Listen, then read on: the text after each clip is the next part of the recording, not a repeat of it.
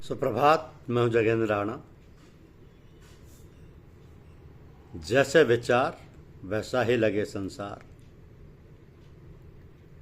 यह हमारी आज की आध्यात्मिक चर्चा का विषय। जैसे विचार वैसा ही लगे संसार। हम लोग बहुत कुछ सुनते हैं, बहुत पढ़ते हैं, तो उससे क्या मतलब? हमारे लिए वही चीज़ लाभदायक है, वही सार्थक है जो हमने अपने जीवन में उतारी। तो हम जैसे विचार करेंगे वैसी हमारी रहनी सहनी, वैसी हमारा चाल चलन, वैसा ही हमारा व्यवहार बन जाएगा।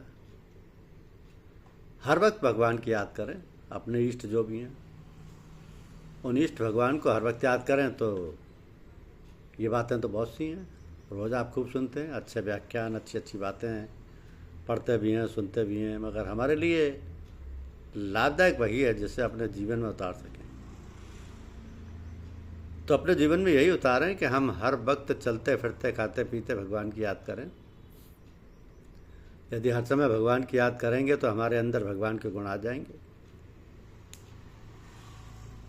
एक बार लालाजी महाराज से लोगों ने कहा कि हम लोगों की ऐसी ड्रेस होनी चाहिए कि जो देख ले पहचान जाए कि सत्संगी है।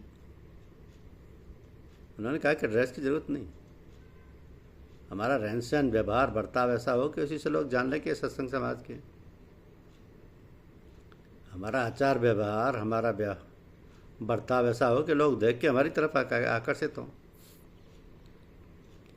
जड़ चेतन गुण दोष में विश्व की नहीं करतार, संत हंस गुण गहई पय पर हरे बारी विकार। भगवान ने दुनिया में अच्छी बुरी सब तरह की चीज़ें बनाई हैं, लेकिन जो बुद्धिमान पुरुष है वह हंस की तरह है। जैसे दुग्ध मिश्रित जल में से हंस दूध पी लेता है, पानी छोड़ देता है।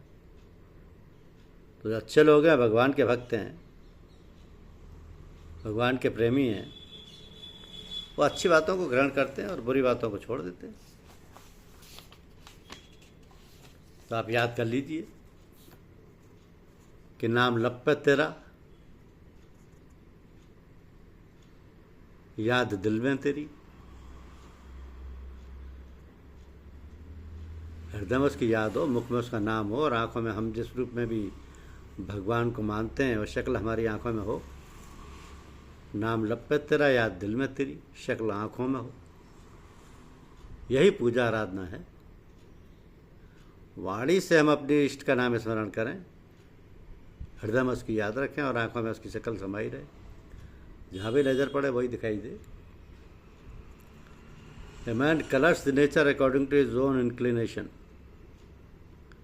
सावन में सब हरा हरा दिखाई देता है। आदमी के अंदर जैसे विचार होते हैं, जैसे उसकी धारणा होती है, वैसे उसे सब संसार दिखाई देता है। हम अंदर से खूब खुश हों तो बाहर चाहे जैसा मातम हो हमें कुछ दिखाई नहीं देता। अगर हमारे अंदर बहुत दुख हो, मातम हो, तो बाहर कितनी भी खुशी का माहौल हो, हमें कुछ भी आनंद अनुभव नहीं होगा। तो हम जैसा विचार करेंगे, जैसा हम सोचेंगे, जैसा अभ्यास करेंगे, बिल्कुल वैसे ही बन जाएंगे। इसलिए हम सबको कोशिश करनी चाहिए कि हमारे वक्त भगवान की याद करते रहें। जो भी हमारा इष्ट है उसकी शक्ल को हम देखते रहें, उसके नाम के स्मरण करते रहें, हृदय में उसकी याद करते रहें, तभी बेड़ा पार है। इस भौतिक संसार में संपर्क का आधार है हमारा स्थूल शरीर।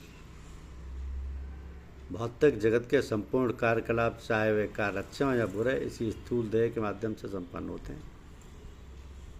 अब कार्य अच्छे होंगे तो उन्नति और बुरे होंगे तो पतन या अधोगति भी सुनिश्चित है। तो शरीर एक सीढ़ी की भांति है। जैसे सीढ़ी लगाकर हम नीचे की ओर उतरते हैं, कभी उसी के सहारे ऊपर की ओर चढ़ते भी हैं। ठीक इसी प्रकार हमें शरीर में या शरीर रूपी सीढ़ी के सहारे ऊर्ध्व गति, स्वर्ग आदि लोकों की प्राप्ति कर सकते हैं। किंतु स्वर्ग आदि लोकों की प्राप्ति स्थायी उन्नति उपलब्ध नहीं है। पुण्य कार्यों, अच्छे कार्यों के बदले में प्राप्त भोग सामग्रियों से भरपूर इन लोकों की प्राप्ति के उपरांत ये पुण्य क्षय हो जाने पर जीव को पुनः इसी संसार में लौटना होता है। ठीक उसी प्रकार जैसे हम काफ़ी धन कमाकर उसके सारे किसी पहाड़ी पर्यटन केंद्र और मौज मस्ती करने के लिए चले जाते हैं, किंतु आधारभूत पूंजी के समाप्त होते ही हम पुनः अपनी कार्यभूमि में लौटना होता है। तो भगवान श्री कृष्ण गीता में कहते हैं कि वे अच्छे कार्यों के करने वाले व्यक्ति अपने पुण्यों के फलस्वरूप स्वर्गलोक को प्राप्त होकर स्वर्ग में देवताओं के दिव्य भोगों को भोगते हैं। पुण्य के अनुपात में स्वर्गलोक को भोग कर पुण्य क्षीण हो जाने पर फिर मृत्युलोक में लौट आते। पूज्यपाद गोस्वामी तुलसीदास जी तो यहाँ तक कहते हैं कि स्वर्ग स्वल्प अंत दुखदायी, अर्थात स्वर्ग के सुख थोड़े समय के लिए हैं और अंत में जब स्वर्ग से पुनः मृत्युलोक में वापसी होती है तब फिर दुखों का अनंत श्रृंखला तैयार। भगवान बुद्ध के निर्वाण पथ की आधारभूमि ही है ये दुख रूप संसार। उनके 4 आर्य सत्यों में संसार में दुख है, दुख का कारण है, दुख निवारण का मार्ग है, दुख मुक्ति संभव है। अब कहने को कहा जा सकता है कि संसार में दुख है तो सुख भी है, किंतु सुख है कितना? 4 दिन सुखद चांदनी रात, फिर अंधकार अज्ञात। तो यहाँ सुख सरसों का शोक समोरु। संसार में सुख सरसों के दाने के बराबर और दुख सुमेरु पर्वत से भारी है। तो जीवन में सुख तो अनिवार्य है, सुख के उपरांत दुख व दुख के बाद सुख का आगमन सुनिश्चित है। हाँ, यदि इस सुख दुख के द्वंद्व से ऊपर उठा जा सके, द्वंद्वातीत अवस्था प्राप्त की जा सके, तभी आवागमन से मुक्ति संभव है। तो ये द्वंद्वातीत अवस्था प्राप्त की जा सके, द्वंद्वातीत या साम्य अवस्था अथवा समत्व योग प्राप्त करने के लिए हमें क्रिया योग का आश्रय लेना पड़ेगा। क्योंकि आत्मा ने 3 शरीर धारण किए, स्थूल, सूक्ष्म व कारण। जागृत अवस्था में स्थूल शरीर, स्वप्न अवस्था में सूक्ष्म शरीर व सुषुप्ति अवस्था में कारण शरीर सक्रिय रहता है। स्थूल शरीर का विकार है मल, सूक्ष्म विकार शरीर का विकार है विक्षेप और कारण शरीर का विकार है आवरण। तो हम लोग मल विक्षेप व आवरण से आक्रांत हैं, संलिप्त हैं, इसलिए हमें ज्ञान आत्म साक्षात्कार नहीं हो रहा है। इन विकारों से आच्छादित होने के कारण ही हम अपने वास्तविक स्वरूप को अनुभव नहीं कर पा रहे हैं। इस अनुभूति स्वरूप उपलब्धि के लिए हमें क्रिया योग की तकनीक अपनानी होगी। जब विकार 3 स्तरों पर है, स्थूल, सूक्ष्म व कारण, तो उसे दूर करने का प्रयास भी 3 स्तरों पर एक साथ ही किया जाना चाहिए, तभी सफलता संभव है। प्राय इस विषय में हमारा प्रयास एकांगी ही होता है, इसलिए सफलता भी एकांगी ही या आंशिक होती है। इस अपूर्ण उपलब्धि से तो हम या तो निराश हो जाते हैं या लक्ष्य उपलब्धि में अत्यंत विलम्ब होने से आत्मानुसंधान को असंभव मान बैठते हैं। तो क्रिया योग प्रणाली में स्थूल शरीर के विकार यानी मल को हटाने के लिए तप, सूक्ष्म शरीर के विकार विक्षेप को हटाने के लिए स्वाध्याय और कारण शरीर के विकार यानी आवरण को हटाने के लिए ईश्वर प्राणिधान का विधान किया गया है।